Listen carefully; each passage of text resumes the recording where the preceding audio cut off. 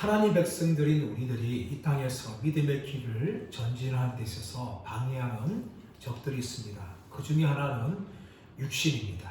이 육신이라는 것은 우리의 육체를 말하는 것이 아닙니다. 우리 육체 안에 남아있는 죄의 본성을 말합니다. 우리는 로마서 말씀을 통하여서 이 죄의 본성이 얼마나 강력한지를 우리가 말씀을 통해서 살펴본 적이 있습니다. 죄는 기회를 타서 계명으로 말미암아 우리를 범죄케 한다라고 사도 바울은 말하였습니다. 그만큼 우리의 육신 안에 있는 이 죄의 본성은 강력하여서 끊임없이 우리를 죄를 짓도록 유혹하며 충동질을 하고 있습니다.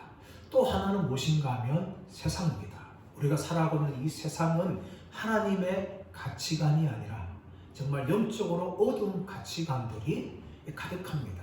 또 수많은 죄들이 가득합니다. 세상은 우리가 믿음으로 살아가는 데 있어서 끊임없이 우리를 유혹하고 넘어지게 하는 겁니다. 우리의 눈으로 넘어지게 하고 우리의 마음으로 우리의 행동으로 끊임없이 유혹당하고 넘어지게 하는 것이 세상입니다. 또 하나는 마귀입니다. 이 마귀는 하나님의 원수입니다.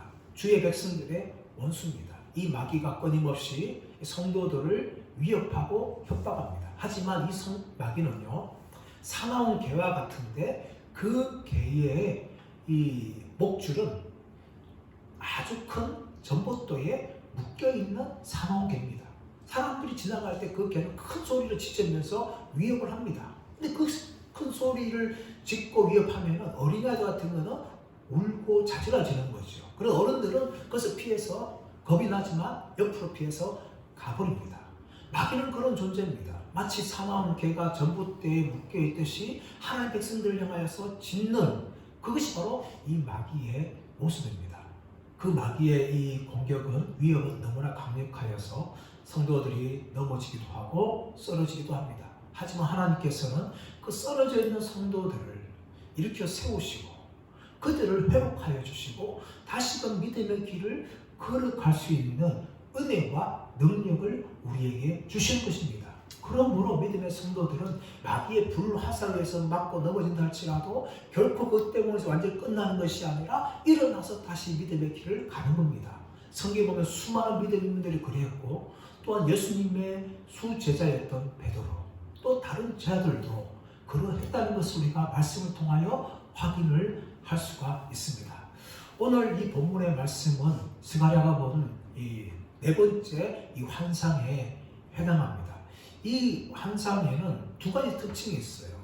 하나는 무엇인가 하면 스가랴가 환상을 이야기할 때에 내가 보았은즉, 내가 보니 이런 말이 계속해 등장했는데 이 네 번째 환상에서는 내가 보았다 이 말이 등장하지 않습니다. 그리고 앞에서 환상을 통해 보았을 때에 이 스가랴와 천사들이 대화하는 장면들이 나오는데 오늘 본문의 말씀은 그런 대화의 내용이 전혀 나오지 않고 이 본문에 등장하고 있는 주인공이 대제사장 여호수아조차도 아무런 말을 하지 않는 그런 모습을 보여주고 있습니다. 이 넷째 환상을 통하여서 무엇을 보시는가 하면 이 사탄이 대제사장 여호수아를 고소하는 내용을 우리가 먼저 봅니다. 1절 말씀 보겠습니다. 1절 말씀. 대제사장 여호수아는 여호와의 천사 앞에 섰고 사탄은 그의 오른쪽에 서서 그를 대적하는 것을 여호와께서 내게 보이시니라. 환상을 하나님께서 스가랴에게 보여주시는데 어떤 환상을 보여주시는가 하면 대제사장 여호수아는 여호와의 천사 앞에 섰고 사탄은 그의 오른쪽에 서서 그를 대적하는 것이 스가랴가 본 환상입니다.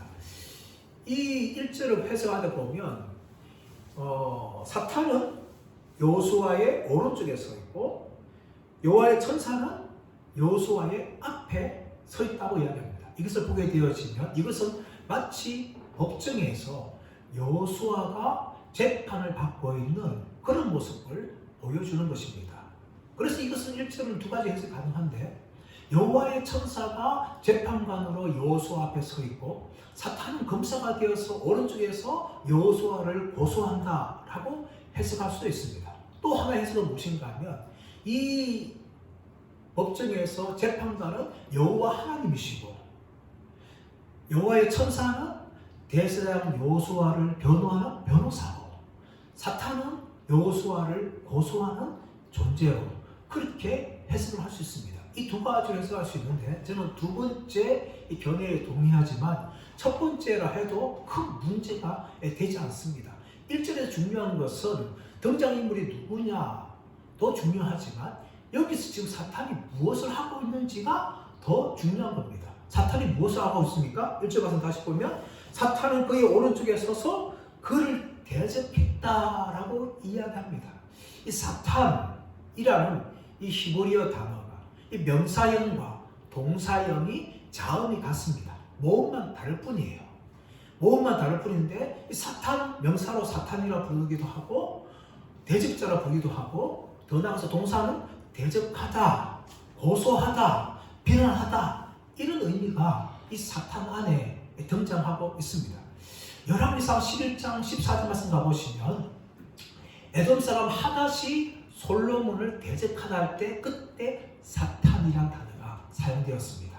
23절에서는 르손이 솔로몬을 대적할 때에도 사탄이라는 단어가 사용되었고 26절에서는 여로보암이 솔로몬을 대적하다 할 때도 그때도 사탄이라는 이 단어가 사용되었어요. 그러니까 사탄은 명사할 수도 있고 동사할 수도 있는데 오늘 이 사탄이라는 명사, 사탄 등장하고 대적하다라는 이 사탄 동사가 똑같이 그렇게 등장합니다. 사탄은 어떤 존재입니까? 사탄은 지금 여호수아를 대적하며 고소하고 있습니다. 그런데 가만히 보면 이 사탄이요 하나님을 대적하지는 않아요. 신약성경에 보면 우리 마귀라는 존재는 늘 예수님을 대적하고 예수님의 백성들을 대적하지 않았습니까? 그것이 마귀의 존재예요. 근데 마귀와 똑같은 이 사탄은 이 구약 성경에서는 하나님을 대적하는 인물로 나오지 않습니다. 오늘 말씀에서는 이 천상회의에서 법정에 참석해서 하나님 앞에 서 있는 존재로 그렇게 성경이 나오고 있습니다. 욥기의 모습도 마찬가지로 욥기를 향해서 시험할 때도 사탄이 하나님의 허락을 받고 하나님의 명령에 흙떨어지자 사탄이 욥을 시험하는 내용이 나옵니다. 구약 성경에서 이렇게 사탄은 하나님을 대적하는 내용으로 전혀 나오지 않고 도덕적으로 중립적인 존재로 그렇게 구약 성경은 설명하지만 신약경은 이것이 확 바뀌죠.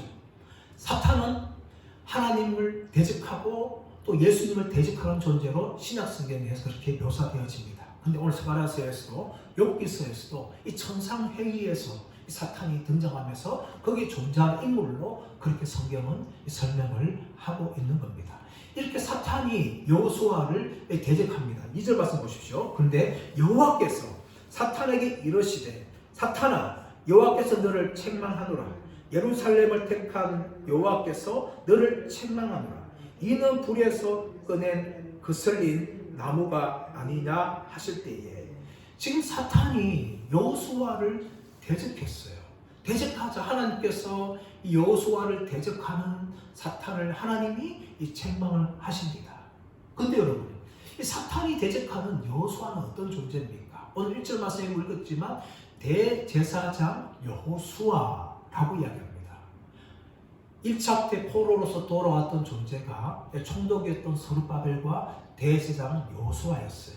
그 대제사장 여호수아가 오늘 한상에 나오고 있는 이 인물인데 이 여호수아의 집안은요 대제사장 가문입니다.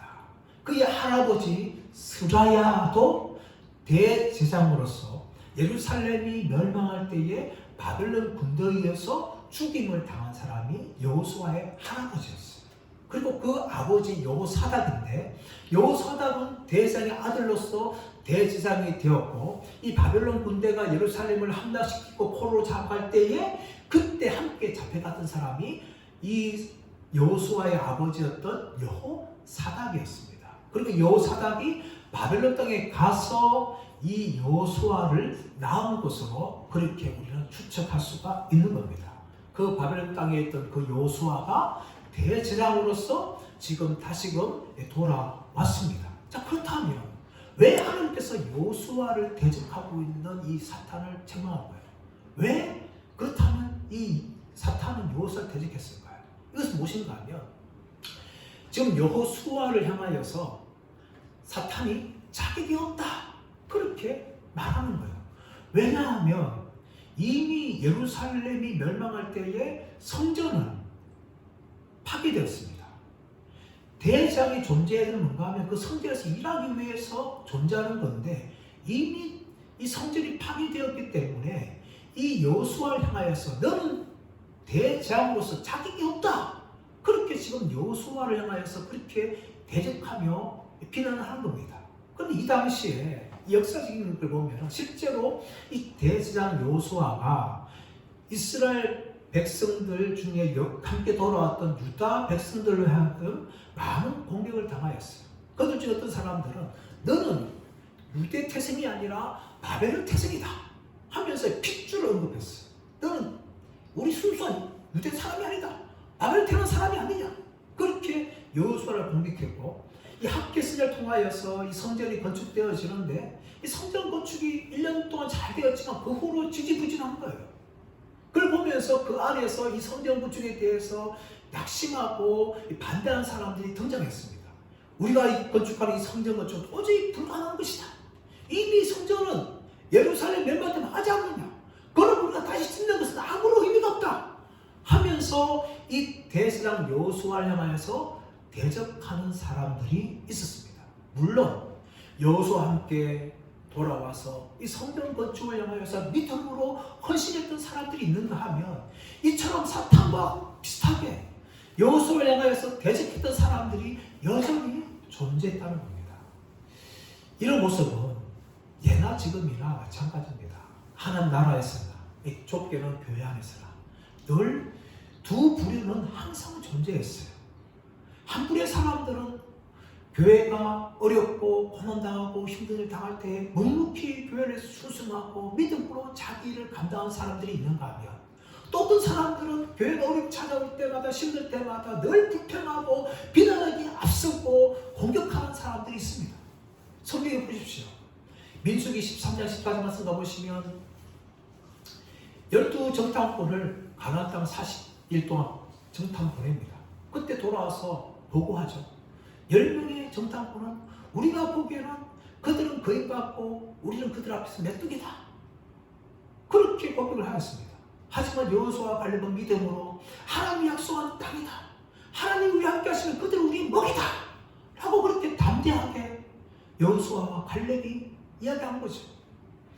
이런 믿음의 이 현상들은 동일하게 이 시대에도 나타납니다. 여전히 우리는 믿음으로 살 때도 있지만 때로는 부정적으로 낙심하며 절망할 때가 있는 겁니다. 하나님이 누구를 기뻐하시겠습니까?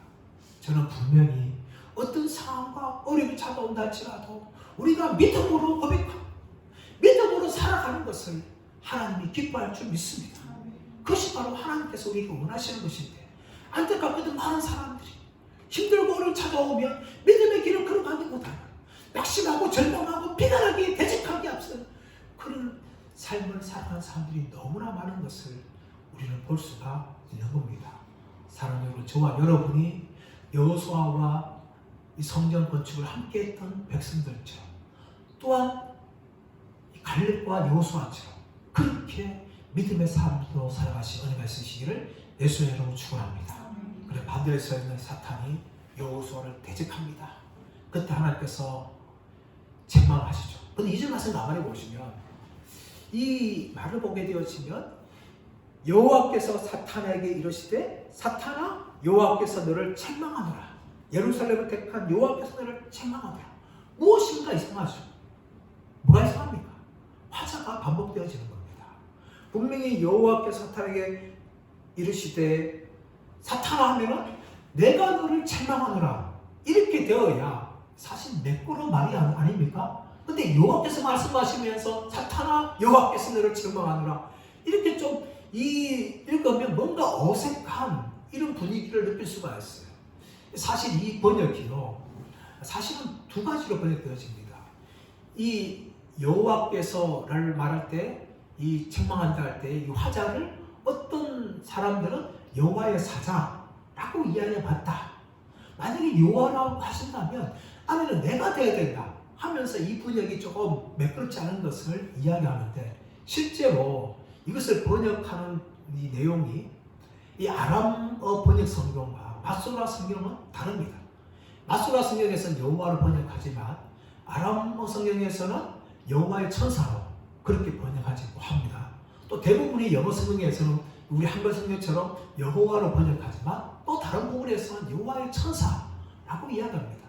이 화제가 누군지는 사실 이 어떤 번역을 따라서 하는지 나도 정확하게 알 수 없지만 헷갈리지만 중요한 건 뭡니까? 지금 내용이에요. 지금 하나님께서 이 사탄을 지금 책망하시는 것입니다. 여호수아를 대적하고 있는 그 사탄을 향하여서 하나님이 대적하고 있는 또 오히려 책망하고 있는 내용을 그렇게 보여줍니다. 자, 3절 말씀 보시면 여호수아가 더러운 옷을 입고 천사 앞에 서 있는지라. 분명히 그 1절 말씀에서 여호수아가 천사 앞에 서 있다는 우리가 말씀을 읽었어요. 근데 어떤 옷을 입고 있는가 하면 더러운 옷을 입고 있는 겁니다. 여러분 대장이나 제사장들은요 이 더러운 옷을 입으면 안 됩니다. 깨끗한 옷을 입어야 돼요. 그런 옷을 입어야 되는데 지금 입고 있는 것은 더러운 옷입니다. 이 더러운 옷은 무슨 말인가 하면 죄의 옷을 말해요. 이 죄는 대제사장 여호수아가 지은 죄가 아닙니다. 이 죄는 어떤 죄입니까? 바로 조상들이 하나님 말씀에 불순종하고 우상을 숭배하고 마음대로 죄를 지었던 그 죄를 이야기합니다. 또 이스라엘 백성들의 전체의 죄를 이야기합니다. 그러므로 대제사장 여호수아는 이 조상들과 유대 백성들 전체의 죄를 자신이 짊어지고 있는 그 모습을 지금 보여주고 있는 겁니다. 그러므로 이런 더러운 옷을 입고 있는 여호수아가 너는 대장으로서 자격이 없다 하면서 끊임없이 사탄이 여호수아를 향하여서 대적하고 있는 것입니다. 이때의 4절 말씀 보시면 여호와께서 자기 앞에 선 자들에게 명령하사 그 더러운 옷을 벗기라 하시고 또 여호수아에게 이르시되 내가 내 죄악을 제거하여 버렸으니 내게 아름다운 옷을 입히리라 하시기로. 하나님께서 자기 앞에 서 있는 자들, 천사들이죠. 천사들을 향하여서 여호수아의 더러운 옷을 벗겨라 그렇게 하나님께서 명령을 하십니다. 그래서 내가 내 죄악을 버렸다 라고 이야기하시는 겁니다. 더 나아가서 뭡니까? 아름다운 옷으로 다시 입혀주는 거죠. 대제사장으로서 입어야 될 마땅하고 합당한 옷을 그렇게 입혀주는 겁니다. 우리는 이런 이미지를 어디에서 볼 수 있습니까? 누가복음 15장 말씀 보시면 탕자의 비유에서 볼 수 있습니다. 탕자가 아버지 품을 떠나서 먼 나라를 가서 허랑방탕하게 살다가 아버지 집에 품꾼은 얼마나 풍족한가 하면서 아버지 집으로 돌아옵니다. 멀리서 돌아오는 그 탕자의 모습을 보고 아버지는 달려가서 탕자를 껴안고 울면서 자신의 집으로 데려옵니다. 그리고 살찐 송아지를 잡고 잔치를 하고 말하면서 이 탕자의 손에 가락지를 끼우고 종들이 하는 말이 무엇인가 하면 너희는 가서 제일 좋은 옷을 가지고 와서 탕자에게 입혀라 그렇게 명령을 합니다. 탕자가 입었던 옷은 거의 거지 옷이죠. 돼지를 치면서 오물이 묻었던 그 더러운 옷이었습니다. 근데 아버지는 그 더러운 옷을 그대로 입고 받아준 것이 아니라 그 옷을 벗기게 하고 가장 좋은 아들이 입어야 될 마땅한 옷을 그 아들에게 입혀줍니다. 마찬가지로 하나님께서는 지금 대제사장 여호수아가 더러운 옷을 입고 있는데 그 옷을 벗기라고 명령하시면서 내가 너의 죄를 제거하여 버렸다 라고 설명하시는 동시에 제일 좋은 옷 가지고 와서 여호수아에게 입히라 라고 하나님이 명령하십니다. 이 옷을 입기 위해서는 먼저 벗어야 되는 거예요. 더러운 옷을 벗어야 됩니다. 여러분도 마찬가지입니다. 우리가 구원받을 때 우리가 입고 있던 더러운 옷을 벗었어요. 죄의 옷도 벗었고 우리가 가지고 있는 혈기의 옷도 벗었고 선의 옷도 벗었고 하나님 보시기에 합당하지 않은 모든 것을 우리는 다 벗기셨습니다. 그리고 우리의 죄를 제거하여 버리셨습니다. 이 제거하여 버리다는 단어는 아바르라는 단어인데 이 단어는 출애굽기에서 죽음의 그림자가 어린 양의 피를 발려져 있는 집을 넘어갈 때 그것을 아바르라고 이야기합니다. 하나님께서는 우리의 모든 죄를 다 넘어가게 하셨어요. 다 벗기심을 통하여 우리의 죄를 다 도말아 주신 것이죠. 그러고 난 후에 깨끗한 옷으로, 아름다운 옷으로 입혀 주시는데, 이 아름다운 옷이라는 것은 바로 제사장들이 입기에 합당한 그런 옷이죠. 이 옷을 지금 입혀 주시는 겁니다. 그래서 여호수아로 하여금 정말 대장답게 그렇게 세워줍니다. 이때에 5절 말씀 보시면 스가랴가 한마디 하죠. 5절 말씀 보시면 내가 말하되 정결한 관을 그 머리에 씌우소서. 그 정결한 관을 그 머리에 씌우며 옷을 입히고 여호와의 천사는 곁에 섰더라. 5절에서 유일하게 여호수아가 스가랴가 말하고 있는데 정결한 관을 그의 머리에 씌우소서라고 하나님께 부탁을 합니다. 그래서 하나님께서 여호수아의 머리에 정결한 옷을 관을 씌워주었어요. 이미 옷은 아름다운 옷으로 그렇게 갈아입었습니다. 근데 머리에 여호수아를 다시금 대장으로 인정해 주시고 세워주시는 그 관을 하나님께서 씌워 주시는 것입니다. 그래서 다시금 이스라엘 백성들 대표하는 대장으로 여호수아를 삼아 주시는 겁니다. 사랑하는 여러분, 저와 여러분에게 이런 놀라운 일들이 일어났습니다. 우리는 영원히 멸망받아야 될 존재였는데, 영원한 지옥에 들어가기 합당한 존재였는데, 하나님께서는 우리의 모든 죄를 다 벗겨주시고 씻어주시고, 그리고 예수 그리스도께서 이루신 그 의의 옷을 우리에게 입혀 주셨습니다. 그러고 난 후에 내가 너를 내 아들로 삼아주노라 하면서 우리에게 엄청난 이 인정해 주시는, 하나님의 왕자로 공주로 인정해 주시는 이 관을 우리에게 씌워 주신 것입니다. 할렐루야. 이런 일이 우리에게 일어나는 거예요. 이 일은요, 천사도 흠모할 만한 일입니다. 천사는 영적인 존재예요. 육을 가지고 있는 우리 인간과 사실은 비교할 수 없어요. 그런데 이 천사마저도 우리가 죄인이 아니라 의인이 되어서, 더 나아가서 하나님의 아들과 딸이 되었어요. 하늘나라의 왕자로 공주로 인정받는 이 놀라운 일들은 하늘에 있는 천사들도 흠모할 만한 일입니다. 그러나 더 이상 우리는 죄로부터 정죄를 받지 않습니다. 우리가 과거에 어떤 죄를 지었다 할지라도 우리는 더 이상 그 죄로부터 정죄를 받지 않는 이 하나님의 자녀가 되는 이 놀라운 은혜를 누리게 된 겁니다. 그러므로 여기에 대해서 사도 바울은 로마서 8장 33절 34절 이렇게 말합니다. 누가 능히 하나님께서 택하신 자를 고발하리요? 의롭다 하신 이는 하나님이시니 누가 정죄하리요?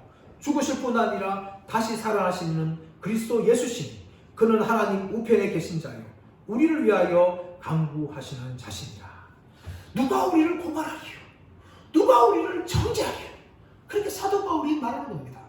지금 여호수아를 향하여서 사탄이 정죄하고 비난하고 대적하였지만 하나님이 더 이상 사탄으로 하여금 정죄하지 못하도록 여호수아의 더러운 옷을 벗겨주시고, 그리고 제거해버리시고 깨끗하고 아름다운 옷으로 입혀주시고, 더 나아가서 그 머리에 영광스러운 관을 씌우심을 통하여 다시금 사탄이 대적하고 정죄하지 못하도록 이스라엘의 대장으로 그렇게 하나님께서 세워주셨습니다.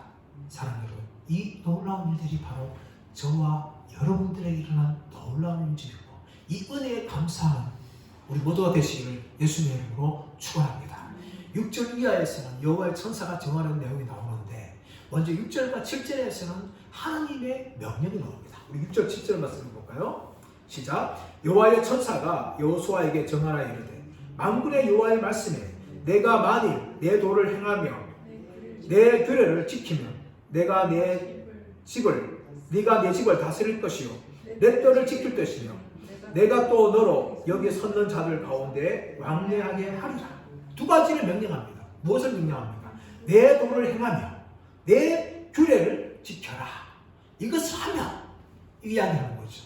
내 도를 행한다는 것은, 이 도를 행한다는 것은 데레크라는 단어인데, 이것은 여호와의 길로 간다. 다시 말하면 언약적인 헌신을 말합니다. 하나님 말씀에 철저히 순종하고 하나님 말씀을 길로 가는 것을 이 도를 행한다, 대rek한다 라고 이야기하는 거죠. 또 규례를 지킨다는 것은 이 하나님의 말씀을 지킨다는 것인데, 더 좁게 이야기하면 여호수아에게 주신 그 역할과 의무를 잘 감당하는 것입니다. 이렇게 감당할 때 하나님 주시는 축복이 나오고 있는데, 계속해서 6절 말씀 보시면 뭐가 나옵니까? 7절 말씀 보시면 네가 내 집을 다스릴 것이요. 네가 내 집을 다스릴 것이요. 이 내 집 뭡니까? 성전입니다. 유대 공동체가 다시금 건축하고 있는 이 성전을 다스린다 라고 이야기하죠. 이 다스린다는 이 히브리 단어가 딘이라는 단어예요. 딘이라는 단어는 재판하다라는 원래 의미를 가지고 있어요. 사실은요, 구약 성경에 신명기 17장 말씀 가보시면 이 제사장이나 레위인들이 하는 일이 뭔가 하면 재판하는 일이었어요. 이스라엘인들 재판합니다. 하나님께 제사 드리는 이 일도 하지만은 이 제사장들이나 레위인들이 하는 일이 뭔가 하면 이스라엘 백성들의 있는 일들에서 재판하는 일을 이 제사장과 레위인들이 한 거예요. 그리고 재판한다는 것은 물론이지는 하면 다스리는 것으로 당연하게 이어지게 있는 겁니다. 다시 하나님께서 여호수아에게 대제사장의 사명을 주셔서 백성들을 재판하고 다스리는 그 일을 시켜주겠다라고 말씀하시는 것이죠. 더 나아가서 내 뜰을 지킬 것이며 라고 이야기합니다. 이 뜰은 예루살렘 뜰을 말하고 있는데, 예루살렘 성전할 뜰을 말해 바깥 뜰을 이야기합니다. 대제사장 원래 성전 안에 있는 뜰만 감당하는 건데, 그것이 아니라 이제는 네가 바깥 뜰까지도 다 지킬 것이다, 관리하고 감독하게 될 것이다 하면서 이 대제사장의 역할의 범위를 하나님이 넓혀주십니다. 더 나아가서 내가 또 너로 여기 섰는 자들 가운데서 왕래하게 하리라. 섰는 자들 가운데서 왕래하게 하리라. 이 천사들 가운데 있게 한다는 것이죠. 이것은 하나님의 천상회의에 내가 너를 참석시켜 주시겠다라고 이야기합니다. 지금 이 스가랴가 보고 있는 것은 이 하나님의 천상의 모습이에요. 근데 구약성에 보시면 하나님이 선지자들을 하나님의 천상회의에 참석시켜 주시는 내용이 나옵니다.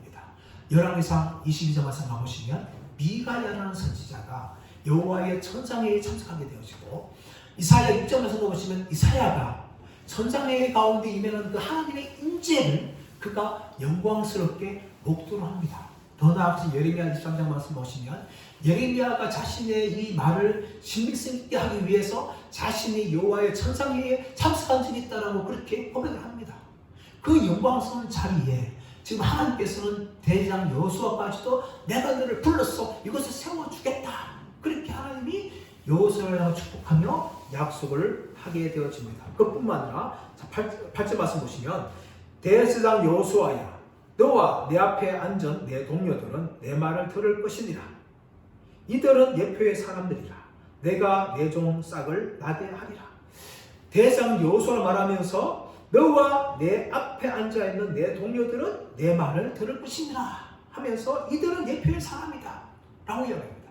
하나님이 지금 여호수아만 칭찬하고 그를 다시 세워주는 것이 아니라 누구를 또 회복시키는가 하면 여호수아와 함께 하고 있는 사람들을 격려하며 회복시켜주고 있습니다. 이 사람 누굴까요?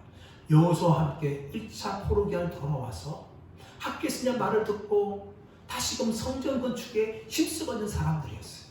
그들은 때로는 실망도 하고 낙심도 하였지만 다시 일어나서 여호수아와 함께 지금 성전을 건축하고 있는 여호수아의 믿음의 동료들입니다. 하나님이 그들도 지금 격려하시고 회복해 주실 겁니다. 교회사를 보게 되어지면 정말 믿음에 걸출한 인물들이 많이 나왔습니다. 그러나 여러분, 하나님께서는 그들만 인정하지 않는 겁니다. 하나님께서는 이름도 없이 빛도 없이 사람들이 인정하지 않는 그런 사람들 할지라도 하나님께서는 다 알고 계십니다. 그리고 그들을 격려하시고 그들을 위로하시는 것이죠. 아마 우리 천국 가게 되시면 한국교회 정말 위대한 믿음의 이 종들이 거기서 있을 것이지만 그에 못지않게 교회를 위해서 눈물을 흘리며 헌신했던 수많은 사람들이 영광스러운 자리에 있는 것을 우리는 목도하게 될 것입니다. 지금 하나님 그 말씀하시는 거예요.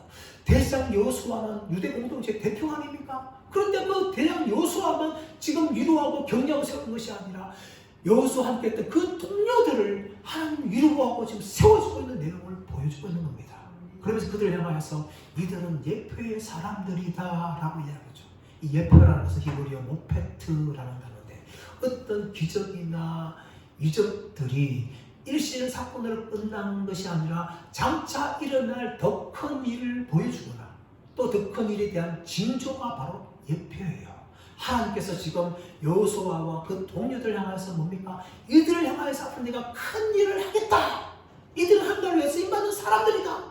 라고 지금 하나님께서 미리 지금 보여주시는 거예요. 인정해 주시는 거예요. 그렇게 여호수아와 그 동료들 향해서 하나님이 인정해 주시고 있는 것을 보게 되어집니다. 그리고 더 나아가서 8절 하반절 말씀 보시면 내가 내 종 싹을 나게 하리라. 내가 내 종 싹을 나게 하리라. 이 싹이라는 단어가 다른 쪽에서는 가지라고 번역되어 있는데 히브리 단어 째마흐라는 단어입니다.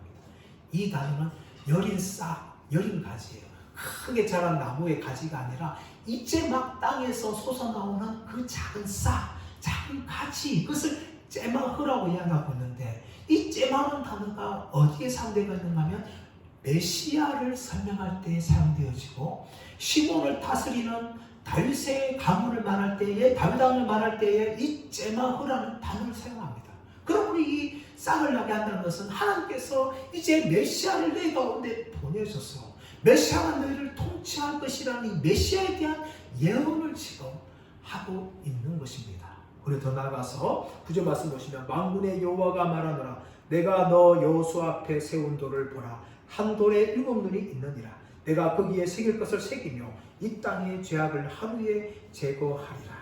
지금 여호수아 앞에 돌을 지금 세워주시는 것이죠. 그 돌을 세워주시는데 이 돌이 뭐냐? 사실은 뭔지는 몰라요.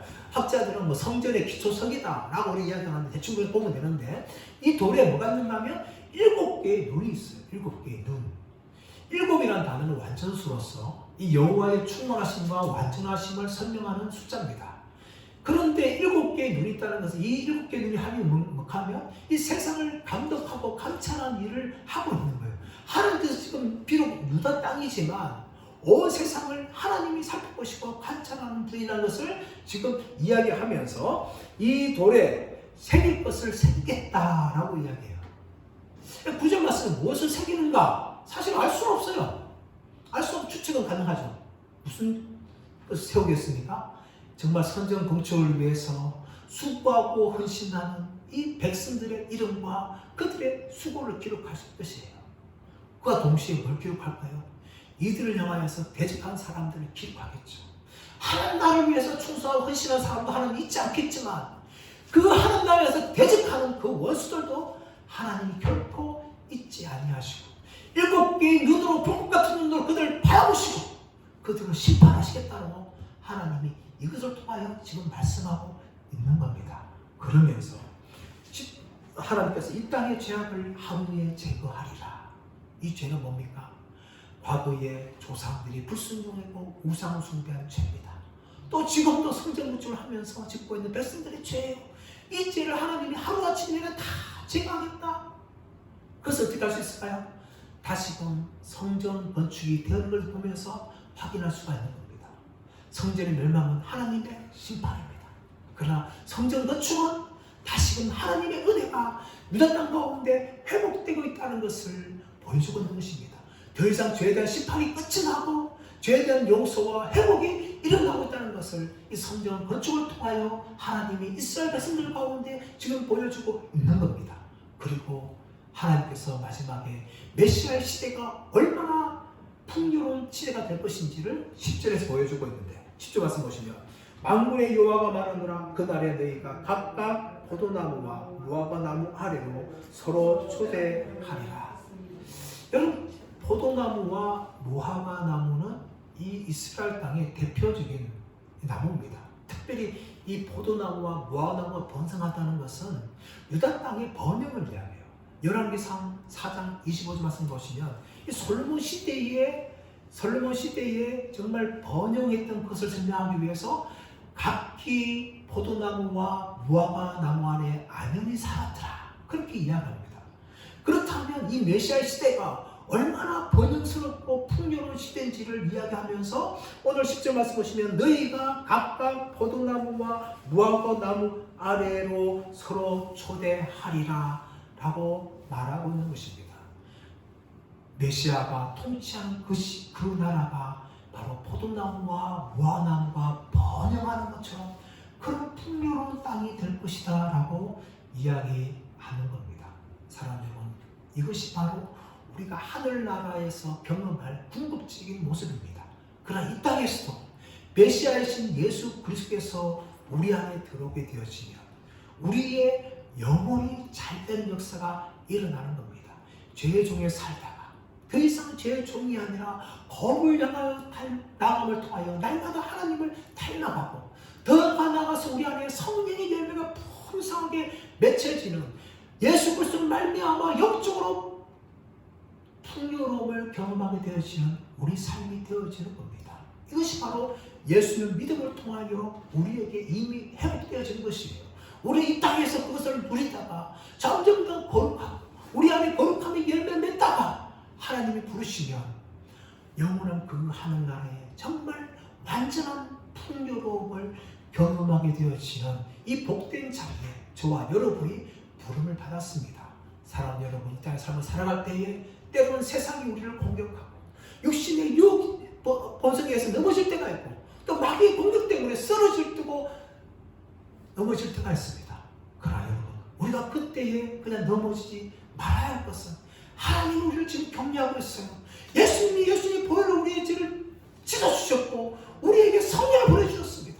그러므로 우리는 더 이상 이 마귀의 공격과 죄의 공격에 넘어있는 것이 아니라 우리가 궁극적으로 누리게 될 그 하나님 나라의 영광을 바라보면서 이 땅에서 우리 안에 계신 성령께서 역사하시고 함께 하심을 바라보며 끊임없이 하나님과 동행하며 죄를 이기며 살아가는 저와 여러분 모두가 되시기를 예수의 이름으로 축원합니다.